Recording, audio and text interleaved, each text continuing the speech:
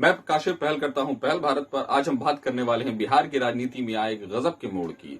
LJP, लोक जनशक्ति party, जिसको कभी रामविलास पासवान ने 2 दशक पहले बनाया था, उस पार्टी से उनको ये उम्मीद थी कि ये कहीं ना कहीं दलितों को नेतृत्व देगी, दलितों का नेतृत्व करेगी, दलितों की आवाज को फ्लोर पे उठाएगी, वो चाहे विधानसभा हो चाहे संसद हो।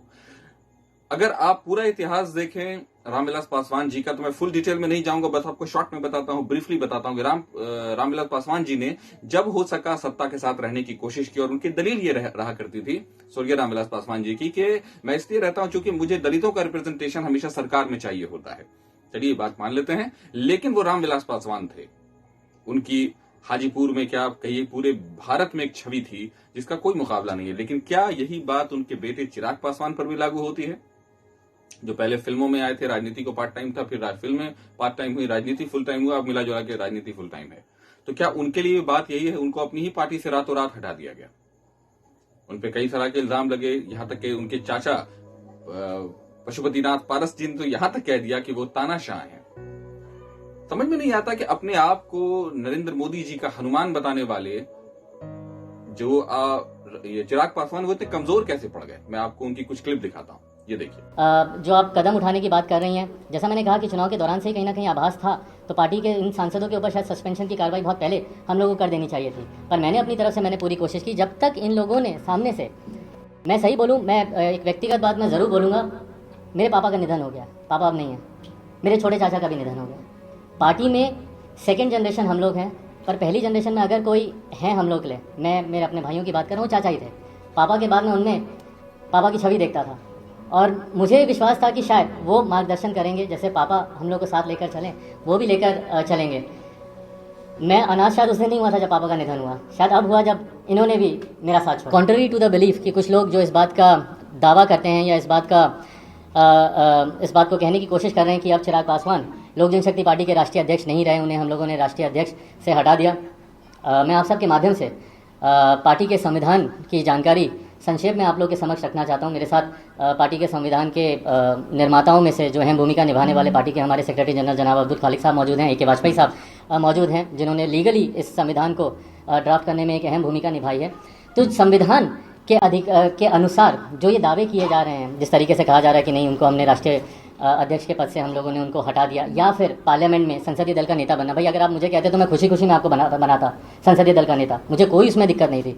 मैं तो चाहता हूं कि भैया आप आएँ और पार्टी की भूमिका बढ़ चढ़ कर निभाएं। मैं चाहता हूं कि सदन में ज़्यादा से ज़्यादा हर एक विषय पर पापा ने जिस तरीके से विश्वास करके, जिस तरीके से संसदीय बोर्ड ने मुझ पर विश्वास रख के मुझे संसदीय दल का नेता बनाया था, मुझे खुशी है कि हर उस मुद्दे पर, धारा 370 की बात हो, ट्रिपल तलाक की बात हो, जितने भी राम मंदिर की बात हो, जितने भी ऐसे मुद्दे हैं, निरंतर मजबूती से मैं सदन में अपनी बातों को मैं रखता रहा। मैं चाहूँगा कि भविष्य में भी ये रहे। बहरहाल, पर जिस तरीके से उनको चुना गया, ये प्रक्रिया संवैधानिक तरीके से, और संवैधानिक तरीके से मैं राष्ट्र के संविधान की नहीं, मैं पार्टी के, लोक जनशक्ति पार्टी के संविधान की मैं बात कर रहा हूँ, संवैधानिक तरीके से ये प्रक्रिया गलत है।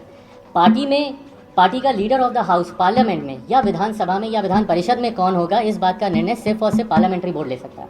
And in absence of parliamentary board, ये पूरी की पूरी power resides in the hand of the national president. राष्ट्रीय अध्यक्ष के पास ये पूरी पावर है इस बात को चुनने की। कौन आपका leader of the house parliament में होगा, लोक जनशक्ति पार्टी का संविधान इस बात की इजाज़त सिर्फ राष्ट्रीय अध्यक्ष या संसदीय बोर्ड के पास है।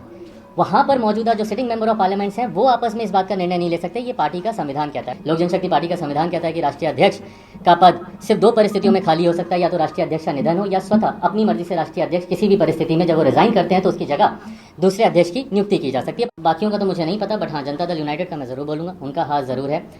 और सबसे बड़ी बात, पहले तो ये मेरा इंटरनल मैटर है, ये मेरी पार्टी का मैटर है।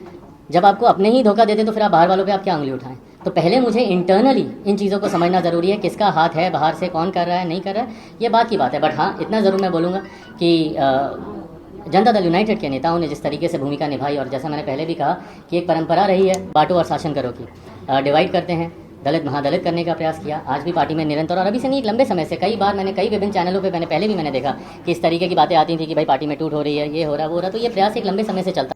अब मैं आपको बताऊं, इस क्लिप को देखने के बाद आप समझ पाएंगे कि वो अपनी सहजता और सरलता से ये सिद्ध करना चाह रहे हैं कि उन्होंने पार्टी और परिवार को साथ चलाने की कोशिश की, लेकिन वो नाकाम हो गए। हम बात कर रहे हैं इस तरह के सिचुएशन बनने की, कि ऐसा सिचुएशन बना के उन्होंने सीधा इल्जाम लगाया है जेडीयू पर। नीतीश कुमार को उन्होंने ये नहीं कहा कि नीतीश कुमार ने किया, लेकिन उन्होंने कहा कि अगर उनकी पार्टी, उनका दल ये कर रहा था तो एक बात तो फिक्स है कि उनकी जानकारी के बिना ये संभव नहीं था कि लोक जनशक्ति पार्टी को जेडीयू के कुछ नेताओं ने जरूर तोड़ दिया है।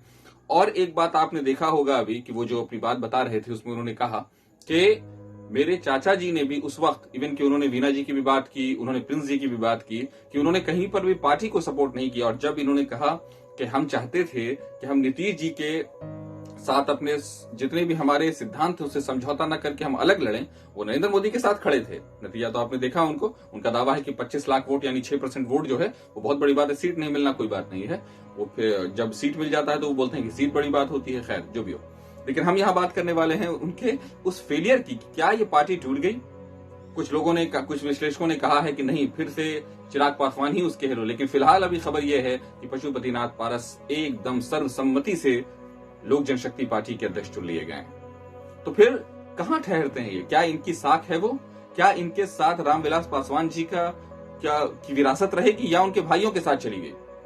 अब ये देखने वाली बात होगी। लेकिन फिलहाल जो नजर आ रहा है वो ये नजर आ रहा है कि कहीं ना कहीं चिराग पासवान राजनीतिक तौर पर बहुत अकेलेपन को महसूस कर रहे होंगे। एक तो उनके पिता भी अब नहीं हैं, जिनके आप देखिएगा जब उनके शुरुआत में जब इन्होंने कहा था कि हम जाति पाति की राजनीति नहीं और आधुनिक और मॉडर्न राजनीति करते हैं, उस वक्त मुझे याद आया था कि मॉडर्न राजनीति का मतलब ही होता है इक्वलिटी लाने की कोशिश करना, बराबरी लाने की, समानता लाने की कोशिश करना।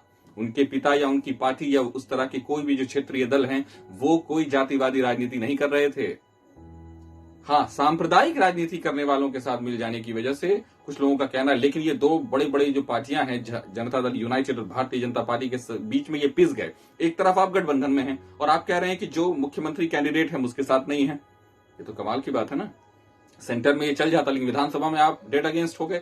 ये भी ठीक है कि ये कहा जाता है, और खुद चिराग ने भी ये बात कही कि अगर जेडीयू, एलजेपी और बीजेपी एक साथ मिलकर लड़े होते तो कंफर्टेबल पॉलिटिक्स में हम बहुत आगे हो गए होते और हो सकता है हमने सीधा सरकार बना लिया होता और 77 सीटें, उनका इशारा था आरजेडी की तरफ के, उसको नहीं मिला होता। लेकिन अब जो भी हुआ यही है और ये पार्टी अब टूट गई है। इसका अध्यक्ष कौन होगा, स्पोक्स पर्सन कौन होगा, हमें इसकी कोई खबर फिलहाल नहीं है। लेकिन फिलहाल जो नवनिर्वाचित नेता हैं वो हैं पशुपतिनाथ पारस, जो चिराग के चचा हैं और स्वर्गीय रामविलास जी के भाई, छोटे भाई हैं। और आपको मैं बताऊं कि अब ये पार्टी दलित नेतृत्व कर रही है या नहीं ये तो मुझे नहीं पता, लेकिन हाँ, राजनीति को बिहार के ये कौन सा मोड़ देगी, आने वाले दौर में कौन किसके साथ गठबंधन बनाएगा, कौन किसके साथ रिश्ते तोड़ेगा, ये देखने वाली बात होगी। हम देखते रहेंगे आगे की खबर और आगे की सारी जानकारी के लिए हम लोग आपके साथ जुड़े रहेंगे। आप पहल भारत को सब्सक्राइब करें, लाइक करें, कमेंट करें और कमेंट में जरूर बताएं कि आपको किस तरह के और वीडियोस चाहिए या किस टॉपिक पे चाहिए।